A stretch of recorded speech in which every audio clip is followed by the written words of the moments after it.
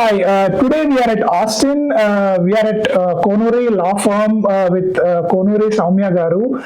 So let us talk to her and let us get to know about lots of things that Konuri Law Firm specializes into. Hello, Soumya Garu. How are you? I'm good, thank you, Andy. So Soumya Garu, what is the main reason to incorporate your own law firm? What is the reason behind it? It was always my passion to start my own law firm because working in a corporate law firm versus having my own law firm, I'll know how to do it, and I have my own set of rules that I can abide by, and I know what I want to give to the client, and it is easier for me this way when I have my own law firm to do things in my way rather than being under a corporate where the client's needs are not properly met, or the client is not given a personal touch. So that is where I wanted to start my own law firm so that I can personally give that touch to clients.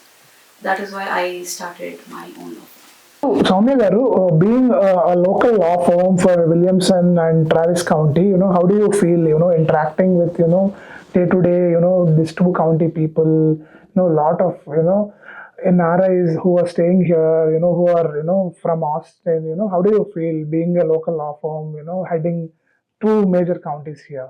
So Travis County and Williamson are home to me. I have my residence here in Huddle, and being I can call this place home. And serving the people residents here in Austin and Travis County and Williamson County is something that I have the privilege, and I've been under the privilege to serve residents here.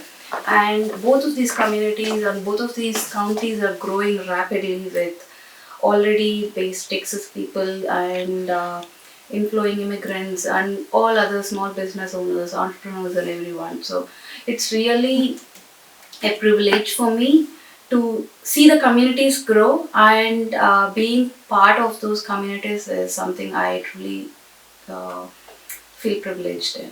So, Soumya Garu, immigration is heart of your practice, right? So, what are the most common cases that you deal with on a day-to-day basis? I deal with all kinds of immigration law. It's family based immigration, fiance visas, marriage based green cards, employment based visas like H-1Bs, TNs, R visas, O1As, O1Bs.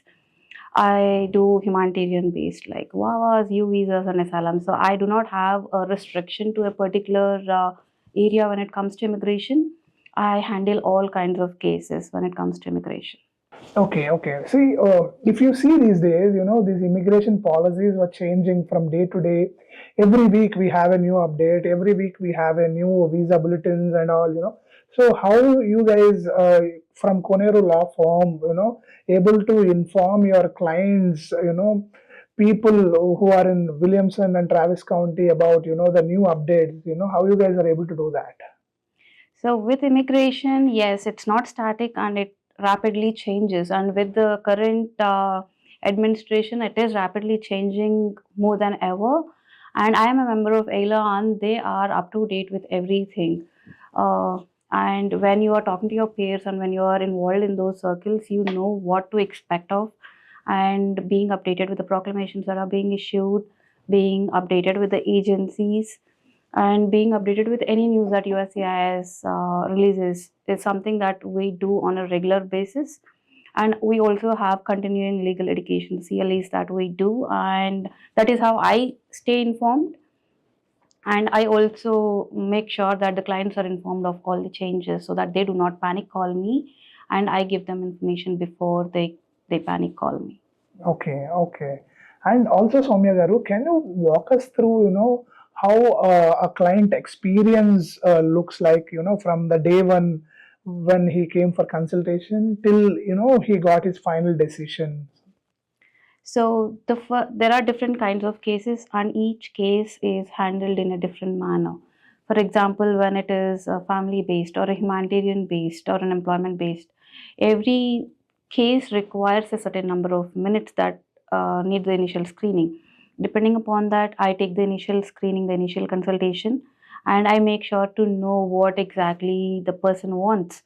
or what the end goal of the person is. And once the person tells me the background and what the end goal is, I give them uh, what can be done, and the realistic expectations are set at the first consultation itself. And once the initial consultation is done, that is when we move to the next phase where we do a client intake. And with the client intake, the client actually retains the law firm and signs the agreement and all of the formalities finished.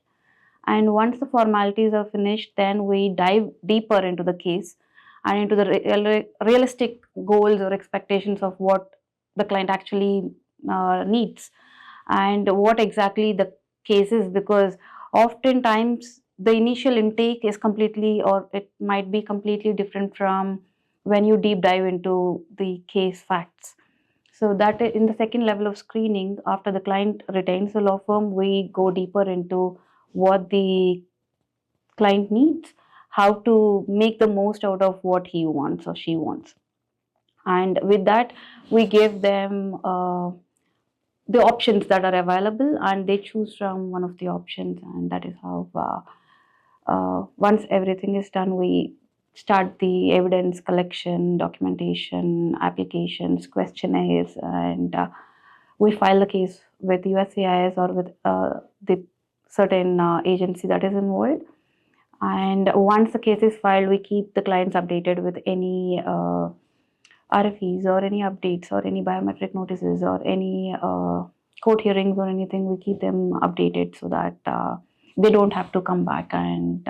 So, Soumya garu, so what is one immigration case, that has, stayed with you and why?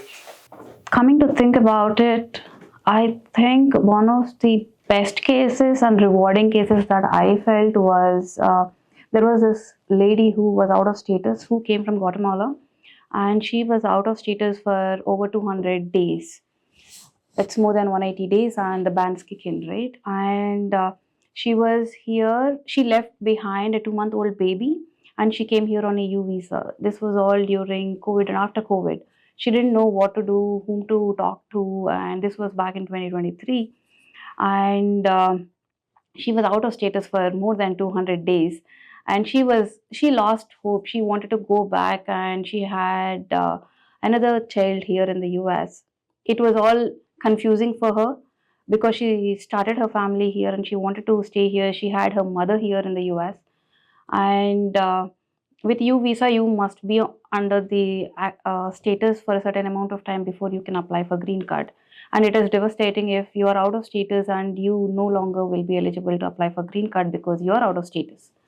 So we made sure to apply it under Nang Pro Tank, and we got her back on status.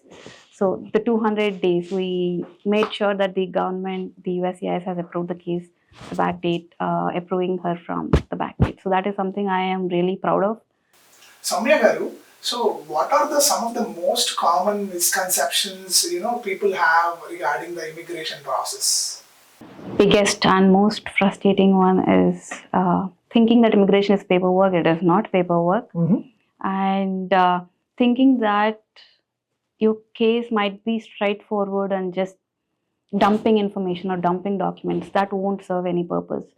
Making sure that you only give USCIS what is required, and you don't have to dump all the information with USCIS, because the officers there also get frustrated when you dump unnecessary and irrelevant information while filing the case. They also get frustrated if you don't give all the information that is asked of you. So it is important that there is someone who can guide you, navigate through the process, so that there are no hiccups and you do not end up in a scenario where we have to clean up the mess, I would say. That is something I would really ask of you. Immigration is not just paperwork. It involves a lot of strategy, and you need an immigration attorney to navigate you through the immigration process. Okay. So, Soumya garu, apart from immigration, these days, there is a lot of driving growth for Konuri Law Firm, where, you guys are stepping into real estate, wills and trusts, bankruptcy, contract drafting, and lot other things. Can you please elaborate in a little bit? So we initially started out as an immigration law firm, but now we are becoming a full service law firm so that we can cater our residents here in Williamson and Travis with anything that they need. For example, family law. And there are several clients who want, for example, Indian face to represent them in divorce proceedings, or Indian face to represent them in a real estate litigation or in a bankruptcy proceeding. So I have been asked by several of my own clients saying that why don't you just take up this case on a one time basis or something like that. So that is how the thought naturally has occurred over the years that we should venture out into these things because there is a need for Indian lawyers in those areas, not just in immigration, but in especially when it comes to family law. People resonate because of the cultural similarities or cultural understanding. Indians, most of the Indians want to see Indian faces when represented in divorce proceedings. The same goes with any other law. They want a known, familiar face because legal proceedings itself, they can be really intimidating and challenging. So I thought I can serve better in the community, in Indian community, if I venture out into other fields of law. So, do you see any overlap in your client base in this process? Absolutely. So, for example, we started out trademarks as well, and let's say there is a E2 investor visa that has hired Konuri Law. They also want to protect their brand, so they want to enter into contracts into other with other vendors, with other contract workers, or any other third party, and they need contracts to be drafted. So anything we help them with business formation or with contract drafting when it involves third parties or promoting their brand or protecting their brand when it comes to trademarks with intellectual property rights. So yeah, I see a lot of overlap when it comes to immigration and the other fields of law. Okay, okay. And also, for example, for someone in the community who needs help in, a will or a real estate, what is the main reason for them to approach Konuru law firm? Is there any, specific details, specific things, that you guys are super focused into? Ours is it's a boutique law firm at the moment, and we are highly focused on personalization for each and every client. And I personally believe that every client's case is different. It's not no two cases are same. And when it comes to my own cases and my own clients who have already retained Konuri Law for immigration, I know their case, I know their background. So it is more easier for them and for us because we already know their case. It makes it easier for us to handle the case, and it makes it easier for them to hire this law firm. And even if it is a new client, we make sure to understand the client's needs, and we make sure to know what the client wants. And it's all about delivering the highest legal standards and making sure the law is interpreted right. So that is probably where I am really proud of, because I know how to interpret the law, and I know it's a serious thing. So I make sure that I give personalized solutions for each and every client, and that is probably why they should hire Konuri Law. Okay, okay.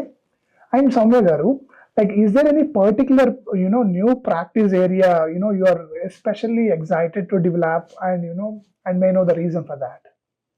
So I am particularly interested in everything, but when if I should just choose one, I would say family law. I have always had this keen interest towards family law during school, but it is something that I am emotionally connected to. And I didn't want to pursue a career in family law initially during my initial years because I used to be emotionally vulnerable when I hear someone is breaking up or when someone is going through divorce, because I believe in love stories, and I've been married for 11 years now. And I want people to stay in love and Mm-hmm. be obsessed with each other. Okay. But that is not the scenario that is going on. There can be abusive relations. There can be, and I don't want someone, especially women, to stay in an abusive relationship. So the best I can do is not being sad about that breakup or divorce, but being there for that person who's going through that situation and making sure they get the right help when they need the right help. So that is how I have transformed myself over the years, and that is my outlook, and that is how I'm looking at family law and child custody or the divorces right now. Okay, okay. Soumya Garu, so let's talk about Austin area. Within Austin, what are the biggest challenges that immigrant families and small business owners were facing currently? I would say uncertainty with everything, with AI, with the Mm-hmm. changing immigration laws, with Mm-hmm. everything. I think it's now the war, everything. It's Right. just very uncertain. Mm-hmm. And not just Austin, but I would say everyone across the globe is facing the same thing. Mm-hmm. And the change in policies, with immigration, change in policies or new updates from agencies, and anything that is new is challenging, is what I would say. So Soumya Garu, so how does Konuri Law Firm approaches the people who have language barrier or who have some limited resources? It's hard to bridge this gap, right? How do you guys ensure that? So I speak English, Telugu, and Tamil.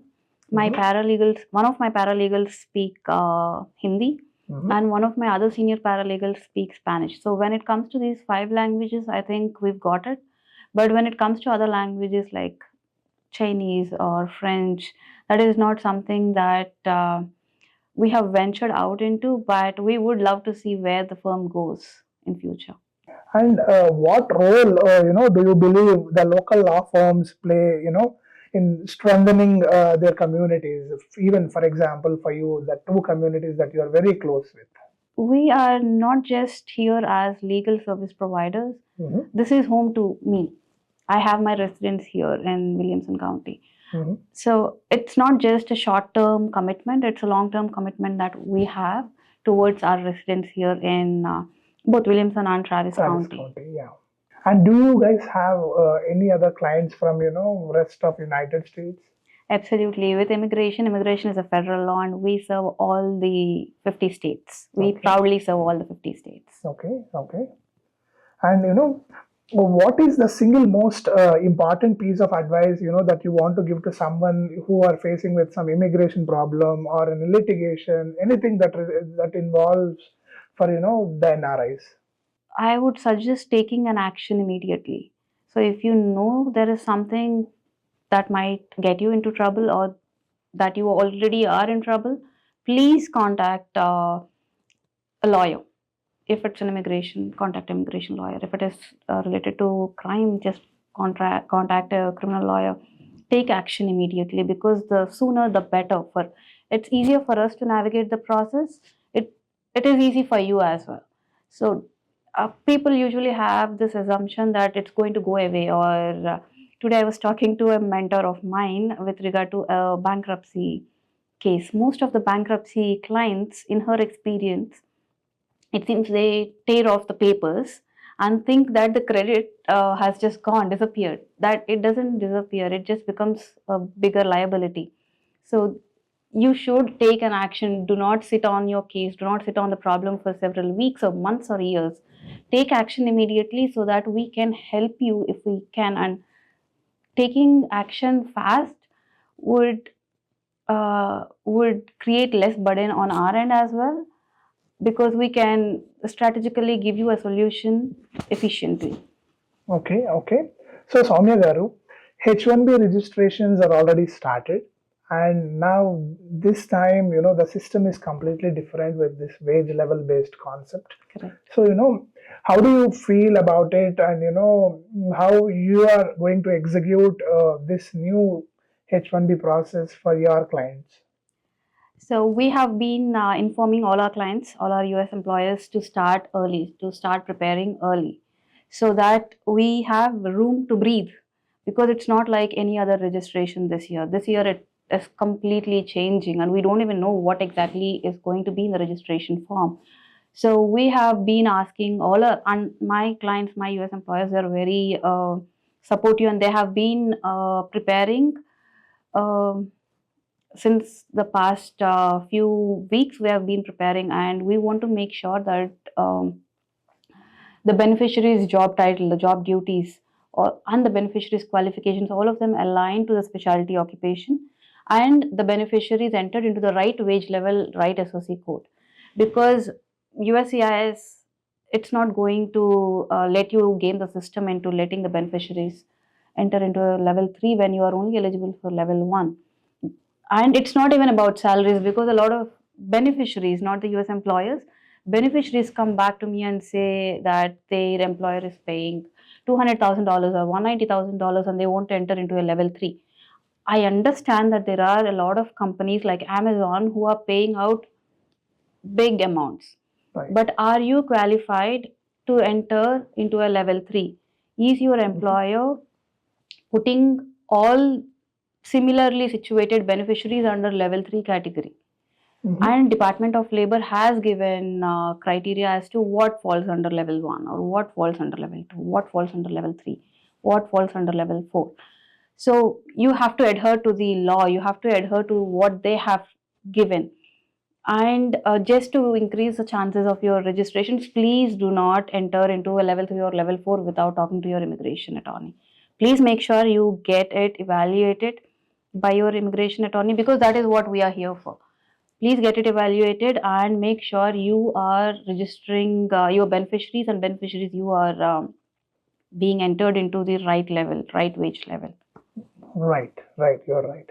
And I want to ask this question, Soumya Garu, like, is there anything, you wish more people in the community, knew about, their legal rights or options, that they have? You have more rights than you know, be it employment. So a lot of students get stuck when their employer is not paying, or anything. You have more rights than you know. So contact an experienced attorney in whatever field you are stuck with. Be it employment law, if you feel that you have been terminated uh, without justice or without any justificable reasons, it is important that you talk to an employment lawyer. Not just the internet or GPTs. No, please do not, because even in the legal community, we have been seeing a lot of setbacks when it comes to using ChatGPT and other AI models. There has been a lot. ChatGPT is giving out information very confidently, but that is wrong. So, especially when it comes to legal field and medical field, please do not just rely on ChatGPTs and the AIs. There are laws. So, if, for example, Immigration National Act is there, go through that if you can, but do not rely solely on ChatGPT. And Soumya Garu, I have one last question. Actually, I should ask this question at the start. I just want to know your inspiring journey, from which native place that you have born and brought up, where you have been to schooling, how, what is the motivation behind, coming to United States with 2 bags and, now, having your own law firm with, lot of other lawyers too.